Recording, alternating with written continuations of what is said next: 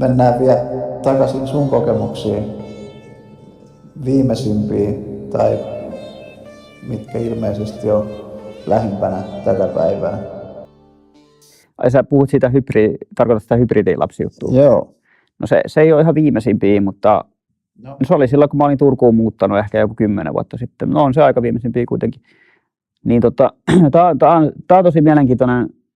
Tää on mulle ollut vähän sellainen arkoluontainen juttu, mutta mä oon päättänyt sen, että vaikka olisi niinku kokemuksia, mitkä on mulle arkaluontoisia tai noloja tai jotain, mutta jos ne on ihmiskunnan hyväksi, niin sit mun pitää vaan kertoa niistä.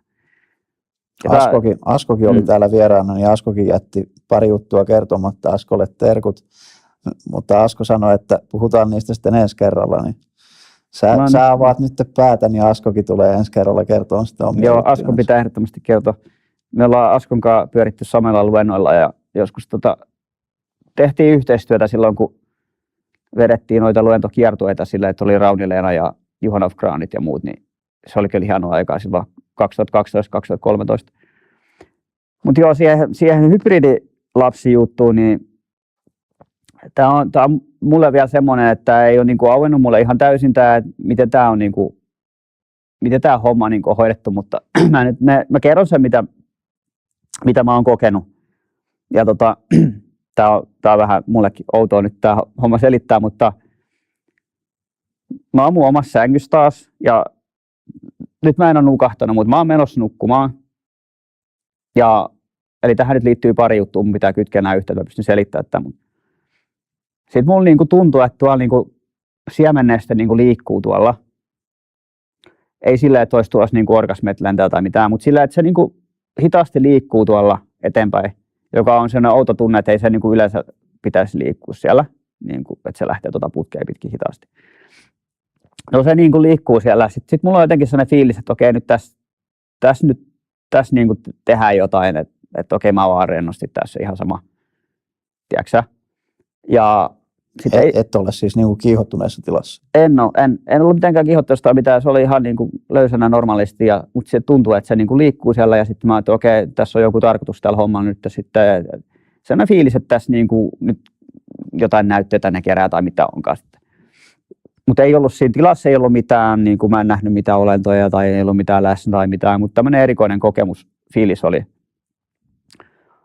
Ja sitten mä oon niinku, tai sitten tästä meni jonkun verran aikaa ja sitten mulle näytettiin aluksella, ja tää on tosi mielenkiintoinen, koska tää studio vähän muistuttaa sitä hommaa, koska siellä oli semmoinen niinku, no silleen tiedätte, kun on näitä Ikean kulmauksia, että okei, siellä on pari sohvaa ja joku tällainen, että miltä se vähän niin kuin näyttäisi, kun kotia sisustaa.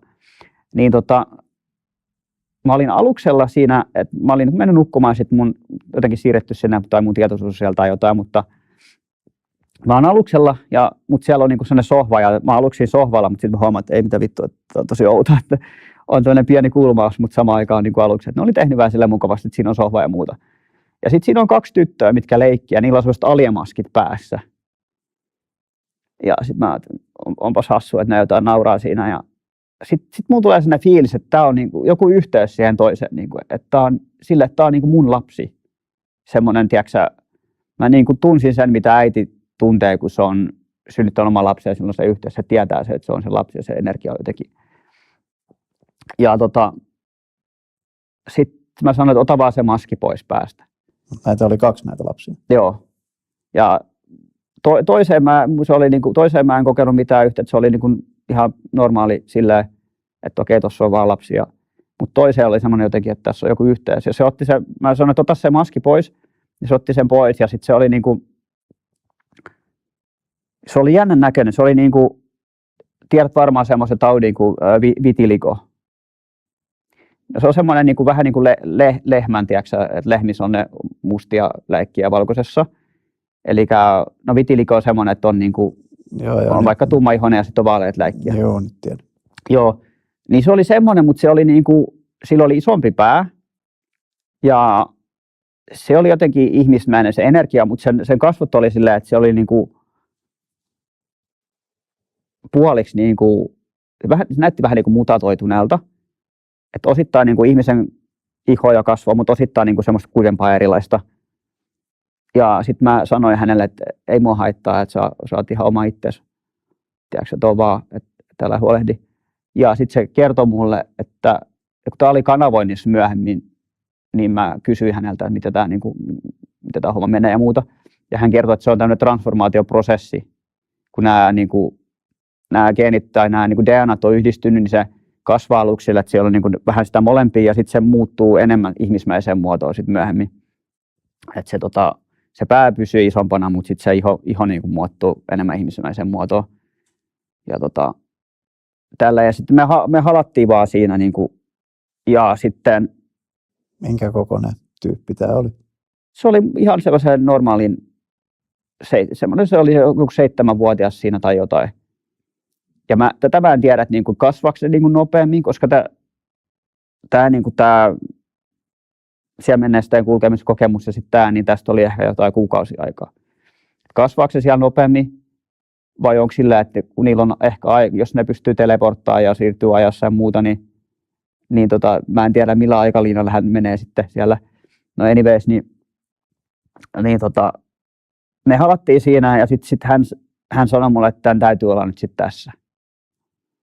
Ja sitten mä mietin, että mikä tämä homma oli myöhemmin, mutta sitten mä tajusin, että okei, se tarkoitti sitä, että meidän ei ole tarkoitus niin kuin nähdä enempää, että häntä nyt hoidetaan siellä aluksella ja se on niiden muiden hybridien kanssa siellä. Mä en tiedä, onko ne setat sitten siellä.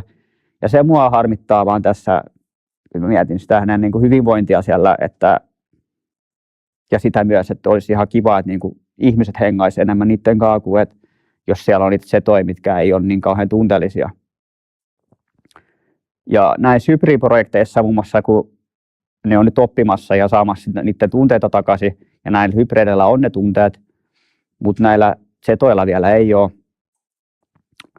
Mutta kun näitä hybridejä aluksi tehtiin, ne kuoli aina. Ne ei pysynyt elossa. Ja ne tutkit, mikä tämä homma on, kun niitä kasvatettiin aina semmoisissa niin kuin kapseleissa ja muissa. Ja joskus sitten on myös niin kuin laitettu niin kuin naisia raskaaksi ja sitten ne on niin kuin aaputtoitu ne sikiöt pois ja tälleen. Ja sitten lääkärissä on huomannut, että ei olekaan enää raskaana tälleen. Mutta ne huomasi sitten sen, tai ne niin kuin mietti sitä, että mikä tässä on. Ja sitten sinne vietiin ihmisiä aluksille sitten. Ja sitten siellä joku äiti, niin sillä näytettiin, että okei, täällä on sun lapsia. Niin silloin oli heti vaisto ottaa se syliin, niin kuin se sikiö sieltä, mikä oli niin kuin syntymässä. Tai sillä että se on niin kuin, mikä se vaihe nyt on, että se on niin kuin tavallaan just syntynyt se siellä, niin kuin, mutta se on siellä kapselissa. Niin se otti sen syliin ja sitten huomattiin, että se rupesi niin kuin elämään. Eli se niin kuin, ihmiset ja elävät olennot tarvitsee sitä lämpöä ja yhteyttä.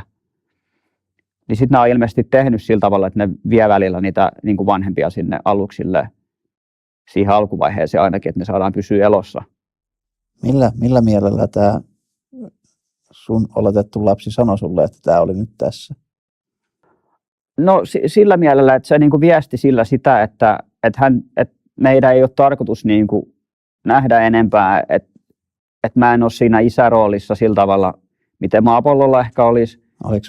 Oliko hän huolissaan niin kuin susta, että parempi kuin ei nähdä tyyliin? Ei se ollut huolissaan mitenkään, vaan se oli se vaan viesti sen, että näin tämä tulee olemaan, että niin kuin mulle päin, että älä huolehdi, että hänellä on kaikki hyvin siellä ja tälleen. Ja sitten tästä oli kyllä, mulla on semmoinen pieni välähdys, että mä jossain unessa ehkä nähnyt hänet tai jotain, että siellä niin kuin jossain niityllä joku tämmöinen paikka, niin kuin ehkä unimaailmassa on näytetty vaan semmoista unta tai jotain, mutta että hän siellä viesti myös, että okei, täällä on kaikki hyvät, niin kuin, elä vaan niin kuin normaali elämää, tiedätkö, keskity siihen. Ja tietysti se olisi aika iso shokki niin kuin sitten ihmiselämän kannalta, että jos sit pitäisi, niin nämä aluskokemukset ja muut, niin ne on mulle tosi harvinaisia, ja ne on yleensä silloin, että mä näen unta ja mun tietoisuus siirtää, ja niin kuin, silloin vaan pystyy elämään normaalia elämää. Mutta jos se tapahtuisi niin kuin normaali päivätietoisuudessa, ja niitä olisi enemmän ja se joutuisi realisoimaan tälleen, niin sitten kyllä siinä vähän ehkä hörhöytyisi tai niin kuin normaali arki saattaisi olla vähän erilaista sitten. Ja jos pitäisi jotain hybridilasta hoitaa tuolla, niin se olisi kyllä todella niin kuin mukavaa. Mun mielestä se olisi aika hauskaakin. Niin kuin, ehkä mä mieluummin haluaisin just hybridilapsen kuin oikean lapsen, mutta Mä oon vähän tämmöinen hörhä, mutta mutta se ei nyt ole vaan se homma tässä. Ehkä tulevaisuudessa on. Ehkä nämä projektit avataan sillä tavalla, että me sitten nähdään, ehkä hän on joku 15 tai jotain, ja sitten mä näen häntä siellä, sitten nämä avataan nämä jutut, ja ehkä se on niinku se, mihin me ollaan menossa. Koska tämä on myös se, mistä Bashar muun muassa puhuu, että nämä niinku ekat lajit, mitä ihmiskunnalla esitellään, on näitä hybridejä. Koska tavallaan se on myös hyvä, koska ne on osaksi meitä myös. Ne on osaksi ihmisiä, ne on osaksi heitä, niin se on tavallaan, ne toimii siltana sitten kahden lajin välillä myös. Ja että siellä olisi tämä Essasaani ja sitten Jael olisi nämä lajit, mitkä olisi näitä ekoja ja pleiadialaisten lisäksi.